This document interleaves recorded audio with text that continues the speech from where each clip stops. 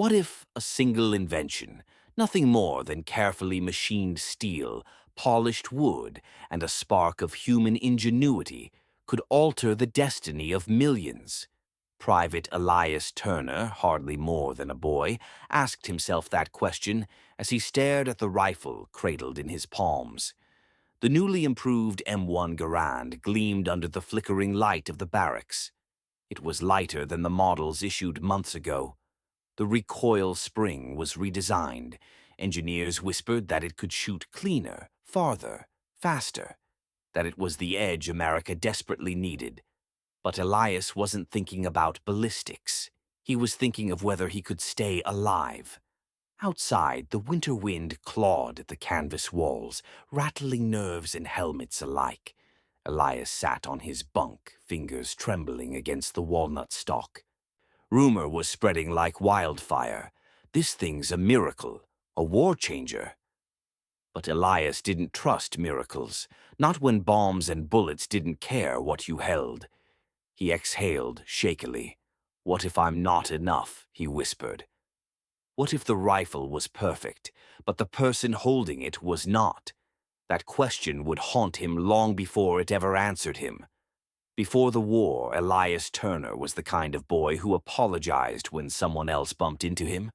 Timid, kind, always fixing radios, tinkering with screws, dreaming of becoming an engineer like his father.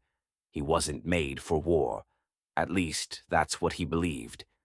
After Pearl Harbor, guilt hit him harder than fear ever had. His father enlisted, friends enlisted, even his school's quiet janitor enlisted. Elias couldn't bear watching people he loved leave, while he stayed behind repairing toasters and dreaming about bridges he'd never build. So he enlisted. Reality crushed him. Training was harsh. His hands shook every time he fired. The drill sergeant called him Turner the Trembler. The nickname stuck. Then one cold morning, Sergeant Roscoe Hale approached him. Hale was a mountain of a man, broad, bearded, a voice like thunder, but eyes like a patient father. He held out the new M1 Garand. "Kid," Hale said, "this rifle won't make you fearless, but maybe it'll keep you alive while you figure things out." Elias swallowed. His fingers brushed the metal as if touching something holy. "But Sergeant, what if I mess up?" Hale clapped him on the shoulder. "Then you mess up, and you get back up." That's soldiering. Elias wished confidence came as easily to him as the rifle did. Unit Fox wasn't the strongest squad, or the fastest, but they were a family in the way war forced strangers to become brothers and sisters overnight. There was Corporal Mac McAllister, fierce eyes, quicker fists, sarcastic to the point of cruelty, yet oddly protective of Elias.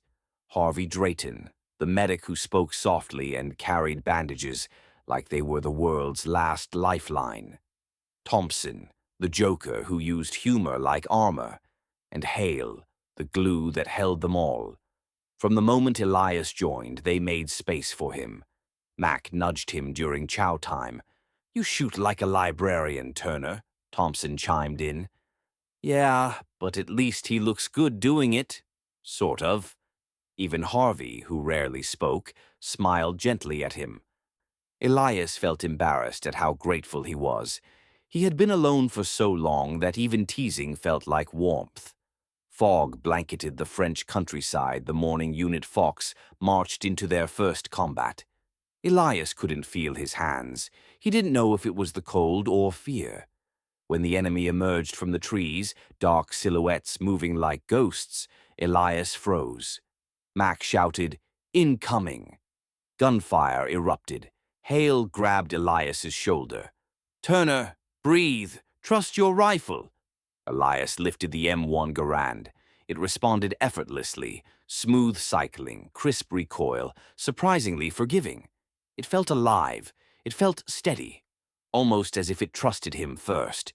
The squad advanced quickly. Elias landed shots he didn't think himself capable of. Enemies retreated, unprepared for the weapon's accuracy. When it was over, Elias collapsed to his knees. You okay? Harvey knelt beside him. I hit them, Elias whispered, as if confessing a sin. It's war, Harvey said quietly. Hitting them means your friends get to go home. Elias didn't know how to feel. Victory was heavy. That night, victory tasted like ash. Elias lay awake, staring at the dark ceiling of the tent. The faces of the men he shot flickered in his mind. Harvey lay in the cot beside him, awake as well. I heard somewhere, Elias murmured, that you stop being scared eventually. Harvey shook his head. I've been scared since the first day I patched up a dying man. Fear doesn't fade. You just learn to walk with it. Elias closed his eyes.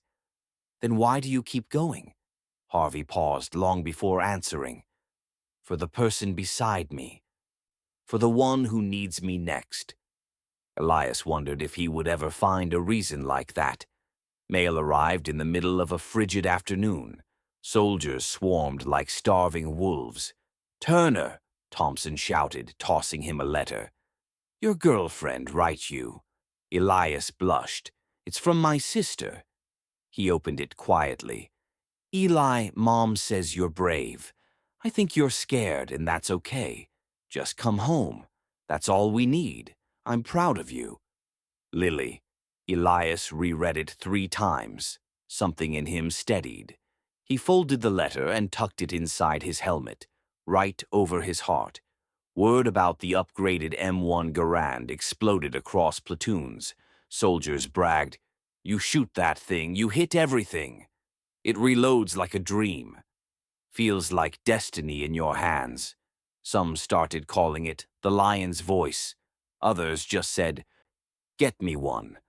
But Elias saw the downside of a weapon being called miraculous. When he hit his targets, people praised the rifle more than him. When he failed, he blamed himself more than ever. One afternoon, Mac elbowed him during lunch. You look like a man thinking too hard. Elias shrugged. Everyone says the rifle's doing the work. And what if I don't measure up to it? Mac leaned closer, lowering her voice. Turner, that rifle may be good, but it ain't magic. You still have to aim it. Elias smiled weakly. The mission briefing was grim. Take the Vion Bridge. Enemy fortified. No reinforcements. Low time window. Hale handed maps to the squad. Mac, Turner, you flank left. Stay low. Move fast. Fox draws fire. Elias felt adrenaline turn his veins to ice. As artillery thundered, he and Mac dashed through brush and mud. Bullets snapped overhead. Mac yelled, Cover me. Elias fired. The improved M1 hummed, powerful and controlled. He covered her advance, sweeping enemy positions with precision shots that shocked even himself. By the time the main squad pushed forward, the left flank was cleared. Hale clapped Elias on the back. You bought us that bridge, Turner. Hell of a job. Elias didn't even know how to react. Victory came at a price. A shell exploded near Thompson. Harvey dragged him behind a wall, hands already slick with blood. Elias knelt beside them. Thompson wheezed, Hey, Turner. Don't look so serious. You'll wrinkle that baby face. His grin was weak but brave. Elias felt tears burn his eyes. Harvey worked relentlessly. Stay with me, Thompson. Mac hovered nearby, biting her lip so hard it bled. Hours passed. Thompson lived. Barely. He was sent to a medical post miles away. The squad felt emptier that night. Elias whispered softly, Why does winning feel like losing? Hale simply sat beside him and didn't say a word. As the moon rose, Hale approached Elias by the fire. Walk with me, kid. They strolled through the quiet camp, the weight of war hanging heavily between them. You did good today, Hale said. I was terrified. Good. Terror means you understand the cost. Elias looked at the ground. But what if fear makes me freeze someday? What if it gets someone killed? Hale stopped walking and turned to him. Turner, listen carefully. There's something about you the others see, something you don't. Elias frowned. What? You care. More than most. That's why you hesitate. But that same heart, it'll make you a better leader than I ever was. Elias laughed in disbelief. Me? A leader? Hale placed a firm hand on his shoulder. One day, yes, and when that day comes, you won't need a perfect rifle to prove yourself. Elias didn't know it then, but Hale had seen truth in him long before Elias saw it in himself. Winter descended like a merciless enemy. Snow blanketed the road in a heavy, unbroken white. Every step Unit Fox took felt like sinking into cold quicksand. Elias wrapped his scarf tighter, breath fogging in the freezing air. Feels like walking across God's refrigerator, Mac muttered, shivering. Thompson's absence from the squad left a hole in the rhythm. One less voice, one missing laugh, one less friend to complain about how cold it was. Elias found himself listening for Thompson's jokes, then remembering the medic tent miles away where he fought to survive. Hale trudged beside them, steady but quieter than usual. Stay sharp, he warned. Snow hides more than footsteps. Hours dragged by. Hands stiffened. Elias felt nothing from the wrist down. But the M1 Garand, his rifle, remained reliable. Even with frost gathering on the barrel, it cycled clean, steady. No jams, no misfires. Elias wiped frost from the walnut stalk and whispered, "You're the only warm thing out here." Harvey heard and chuckled softly. That rifle might outlive all of us. Mac added, "If it had a heartbeat, Turner would have married it by now." It was the first time Elias laughed that day, the sound breaking through the biting cold like a spark of life. The squad marched into a ruined French village as dusk fell. Smoke lingered in the air. Houses were smashed open like broken teeth. Silence, terrifying, hollow silence. "Spread out," Hale ordered. "Check for survivors." Elias moved toward a collapsed doorway. His breath caught. Under splintered beams lay a boy, maybe 8 years old, covered in dust and trembling. His eyes were wide with fear. Elias knelt slowly. Hey, it's okay. I won't hurt you." The boy flinched at his voice. Harvey approached gently. "He's terrified." The boy whispered in broken English, "Don't leave, please." The plea pierced Elias like a knife.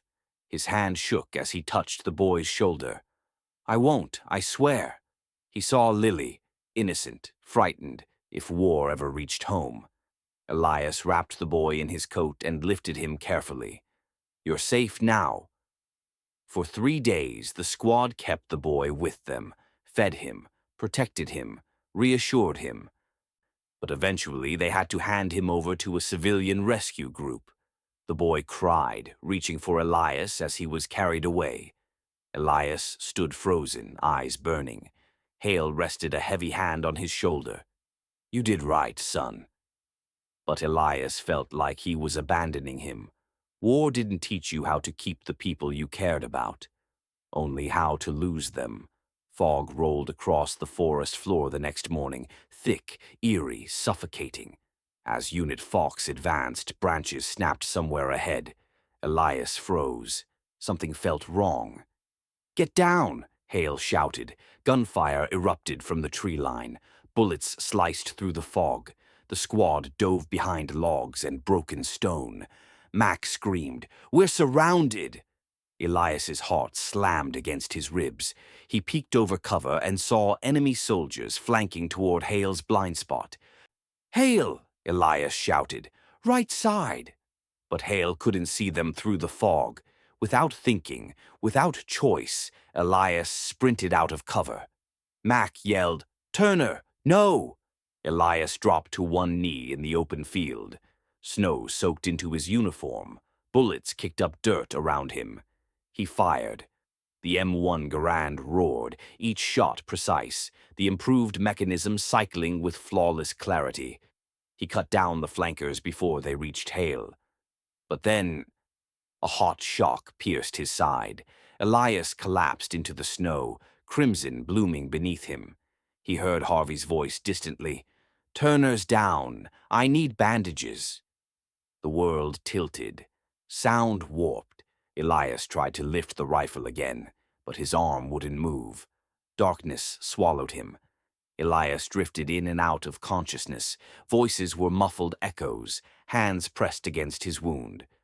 Warm blood soaked his uniform. He heard Harvey's desperate voice. "Stay with me, Elias. Don't you dare leave." Elias tried to speak Lily's name, but only air escaped his lips. Then everything faded to black. Hours later, he awoke in a makeshift medical tent. Pain anchored him to reality. Mac sat at his side, mask of toughness cracked with worry. "You're a damn idiot," she whispered. "A brave idiot." Elias forced a weak smile. Did Hale make it?" Mac nodded, blinking away tears. "You saved him." Elias wanted to believe that mattered. Recovery was slow and agonizing. Elias lay on a cot, watching ceiling beams until he memorized every knot in the wood. Mac visited daily with sarcastic jokes she didn't fully commit to. Harvey checked on him more often than even the medics. Even the new recruits peeked in sometimes, whispering, "That's the guy who saved Sergeant Hale." But Elias didn't feel like a hero. He felt broken. One night, Hale stepped inside. The firelight flickered across his tired face. "Turner," Hale said softly, "you gave me another sunrise." "I don't know how to thank you." Elias swallowed. "I wasn't brave, I just moved." Hale shook his head. "Kid, every brave thing ever done starts that way." He squeezed Elias's shoulder. "Just promise me you'll get back on your feet." Elias closed his eyes. "I promise." Weeks passed. Bandages came off. Crutches were discarded. Elias rejoined the squad just as they prepared for their hardest mission yet, an assault to liberate a strategic city the enemy was desperate to hold. Mac spotted him first. "Look who's back from the land of naps," Hale smirked. "Thought you'd sleep through the rest of the war, Turner." Even Harvey cracked a smile. Elias laughed. For the first time in months, the sound didn't feel hollow. He slung the M1 Garand over his shoulder. The rifle felt different now, familiar, not intimidating. A tool he could trust, a tool he no longer hid behind. And for the first time since he enlisted, Elias felt ready. The assault was chaos, explosions like thunder, smoke billowing through the streets, buildings crumbling with each shell impact. Elias found himself leading the left flank, Hale's old position. Mac shouted orders beside him. Harvey dragged wounded soldiers to safety. Elias's rifle barked through the storm, each shot purposeful.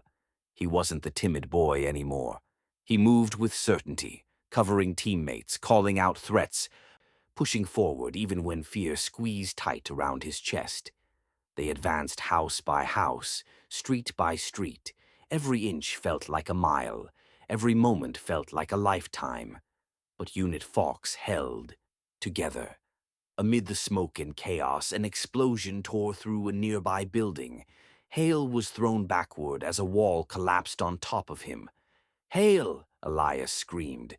He ran, adrenaline drowning out the gunfire. He clawed at the rubble with bloody fingers. Mac joined him, tears streaming silently. They uncovered Hale, broken, barely conscious. Harvey rushed over, frantic. He's not going to make it." Elias fell to his knees beside Hale. The sergeant looked up at him, breaths shallow, eyes dimming. "Turner," he whispered, "listen to me." Elias shook his head violently. "No, don't talk like that. You're not dying." Hale smiled weakly. "You're ready to lead now." "Please," Elias begged, don't leave." Hale's voice faded to a whisper. "You were always enough, kid." His hand slipped from Elias's grip. The world fell silent. Elias screamed into the ruined street, clutching Hale's still hand. The man who saved him, shaped him, believed in him, was gone. The war ended weeks later. Crowds cheered, flags waved, music filled the streets. But Elias didn't feel joy. Not fully. Unit Fox returned home a broken family, missing Hale, missing Thompson, missing all the pieces of themselves they left behind in Europe. Historians marveled at the improved M1 Garand. They credited its performance for faster victories, fewer casualties, tactical superiority. They wrote, "This rifle changed the course of the war." But Elias knew the truth. The rifle didn't change history. People did. Hale's leadership, Harvey's compassion, Mac's loyalty, Thompson's humor, the nameless boy they saved, Lily's letters. Every soldier who fought despite trembling hands, the rifle only amplified what already existed inside them: courage, hope, humanity. Many years passed. Elias, now gray-haired and gentle, sat on his porch surrounded by grandchildren who played freely in the grass, laughing without fear of bombs or gunfire. He took out a worn notebook and wrote a letter to his sister Lily. "Lily, fear never left me. I simply learned how to walk with it. The rifle I carried didn't make me brave. The people beside me did. Hale believed in me long before I ever could. Because of him, I learned that courage isn't the absence of fear. It's choosing to protect someone anyway. Weapons may shape battles, but hearts shape history, and the heart he gave me shaped the rest of my life." Elias folded the letter gently. He looked up at the sky and whispered, "We carried more than rifles. We carried each other." A soft breeze brushed his face, as if Hale himself answered. And for the first time in decades, Elias felt truly at peace.